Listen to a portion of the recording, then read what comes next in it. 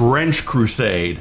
They have just had a massively successful Kickstarter, which to me is very exciting. In a world that's so oversaturated with corporate created mindless kind of slop, it's so refreshing to see a game with a vibe that is so unapologetically dark do so well. I first saw some of the early artwork on Mike's Instagram years ago and I fell in love with it, but never did I think it would develop into the success that it just has. This game is right up my alley aesthetically, so I'm excited to make stuff for it, find and put together some models, but it's me, which means the first thing I'm gonna start with down my Trench Crusade journey is with some terrain.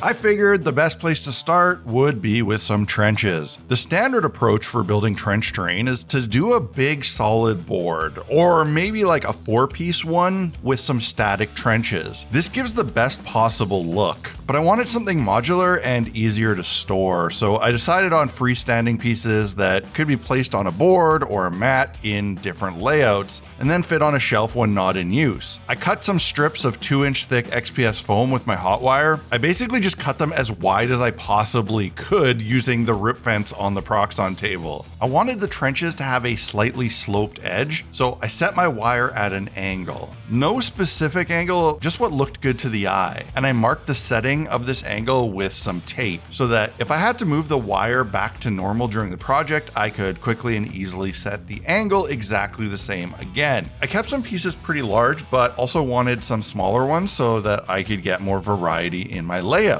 I taped off a 3x3 square on my floor so that I could play around with the pieces as I was cutting them and more easily decide what other pieces I still needed. Now, the standard board size for Trench Crusade is 4x4, but I'm a big fan of smaller layout games, and the rules state that you can use a 3x3 board, so that's what I'm doing to first try the game with. I can always add more pieces and make the board bigger in the future. Of course, these foam chunks were far too perfect and clean to fit within a battlefield where the forces of heaven and hell have been fighting with artillery for centuries, so I used my Olfa knife to cut some chunks of the foam where missiles may have struck. And because I was building with thick foam, I was able to cut some circular divots on the surfaces to make craters from shell impacts, which is probably the most iconic bit of imagery for a muddy battlefield. To dress the edges, I went with some corrugated paper from the dollar store. Wood planking might be more historically accurate if this was actually supposed to be a normal World War I board, but it's not. It's Weird War with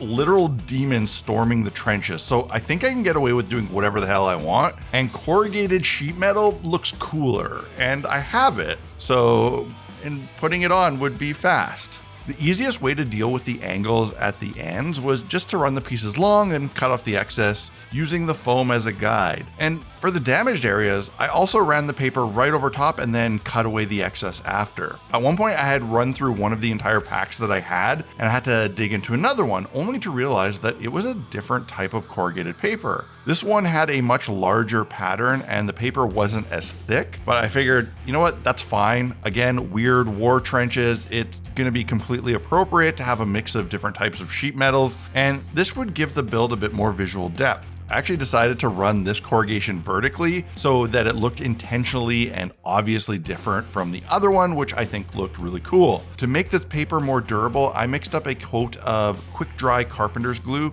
with some black paint. You know, Mod Podge would be just fine here, but carpenter's glue is a lot thicker and harder when it dries, and this stuff also dries super fast, so it's not gonna leave me waiting for it. It was then time to mix up some Sculptamold to cover the surface and make all that cool muddy texture. I also like to mix in some paint when I do this to tint it. That way when things inevitably chip in the future, I'm not gonna be left with a big, bright, obvious white spot. And while I do that, it's a great time to tell you about the sponsor of this video, Squarespace. Squarespace is an all-in-one website builder and host. I use it for both of my main websites because it's so easy to use. They've got a bunch of theme templates to start with depending on what type of website you need. And from there, they've got a simple drag and drop system for customizing your site to meet your needs. If you want to use your site for some sort of e-commerce, you can use their storefront options that make it as simple as possible to set up a web store and get sales rolling and shipping. I've got product available on both my websites where I sell my own stuff like like art and terrain, but also my own dark skirmish game. And with the shipping integrations that Squarespace has, it's really convenient for me to get orders packed and shipped out even just as a one-person operation. You can try out Squarespace for free. And then once you're hooked on their easy to use systems, you can use the link and the code in my video description to get 10% off your new website or domain.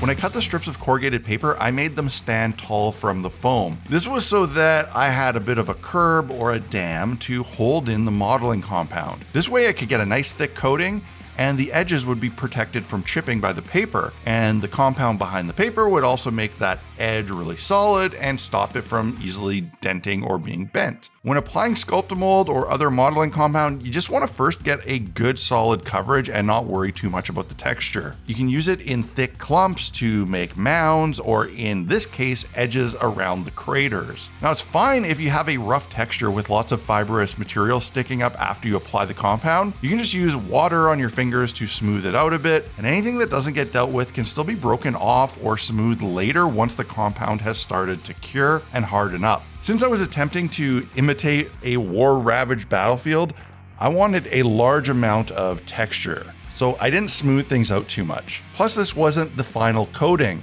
I wanted to add another layer of something that wouldn't chip as easily. So I used some acrylic caulking that is paintable.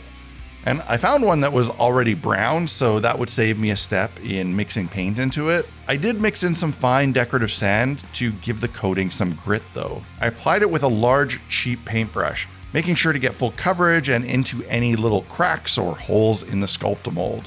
This step would not only provide a flexible, protective layer to the surface of the piece, but it would also act as my first primer coat and my first coat of colored paint. I wanted to add some debris and items to the battlefield to give it a bit more life, so I dug through my bits and found stuff that would be appropriate.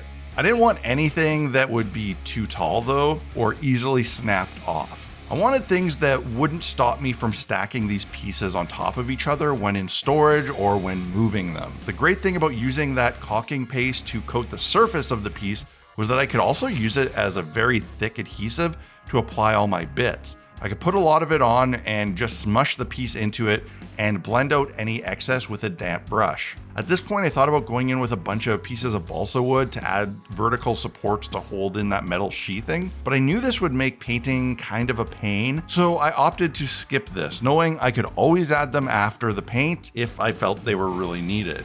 Without them in the way, I could quickly base coat the sheets with some warm gray craft paint.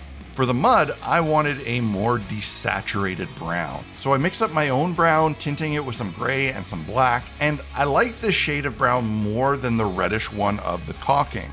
This is certainly a personal preference thing though. I just find a more desaturated grayish brown to look more appropriate for a grim and depressing setting like this. Then I did a fast airbrush prime on all the plastic bits and hit them with some tan paint. Since, just like the craft paint that I was using to base coat things wouldn't adhere to them very well, and I didn't want them to have paint scraping off easily during use. I also hit the corrugated sheets with a dry brush of gunmetal, but I didn't go too crazy with this. I didn't want it to look like fresh sheet metal. I just wanted to add a little bit of metallic glimmer to make it read more like metal. Then I went in with a dry brush and stippled on some terracotta to give a bit of a rusty look. I also hit the ground texture with some fog gray to give it a little bit more dimension. I followed that with some more reddish brown that I dabbed on sparingly. This is really just to give some variation to make things look more realistic. It doesn't look great on its own as is, but I knew that I would be coming in with a wash afterwards, so this highlighted dry look was fine as it would be taken down a notch with the wash later. I figured I might as well go all in with the rust look and broke out the magical bottle of deep down rust effect. I didn't completely cover everything. I tried to kind of dab and streak on a good amount in a way that looked believable. I also used some of this on the bits like the crushed barrels. Things like the sandbags and wood bits were hit with some gross ochre speed paints. Since nothing in this landscape should look fresh or clean, the final step would be the almighty oil wash. I went with a mixture of raw umber, some greens, and a little bit of black just to darken it up. This would bring down all the highlights with a little bit of tint and settle in all the low spots with a lot of dark pigment. I actually really like the wet look here. I think it's appropriate, but once the oil wash is dry, they end up a lot more matte looking. And that's where these are at right now. I think they look fantastic, but to me, they're still just generic trenches. There's nothing about them that screams Trench Crusade in particular. Now, if I wanted to use these just for a variety of games using trenches, this is exactly where I would stop. Maybe I'd add some gloss varnish to make them look wet and add some puddles. Personally, I just want to use these for the one game, and I want to really lean into that game's aesthetic, so I think I'm going to call these not quite done. I'm going to come back and add some more details to really sell that Trench Crusade vibe, but I'm going to have to save that for a future video. I'm also going to need to find or make an appropriate mat to actually put these on so that the bottom of the trenches look good. I'm also going to build some just like cool scatter terrain to drop on top of these pieces to give some more, elevation and line of sight blocking. So if you want to see where I end up creating this whole modular Trench Crusade board, make sure you subscribe so you can catch the future videos on it. I hope you enjoyed. Hit the like button, leave me a comment if you did. Be sure to check out my two websites, idolsoftorment.com, where I have my own dark skirmish game that if you like Trench Crusade, you might also like that. On blackmagiccraft.ca, I have my essential equipment page where I list all the tools and supplies that I use regularly, and I sell some cool merch, including some original artwork and builds that you can use for your tabletop. A great way to support this channel is on Patreon, and I'd love to have you as the newest member of the Black Magic Craft Fellowship. That's it. I'm excited to keep working on these. See you again next time. Cheers.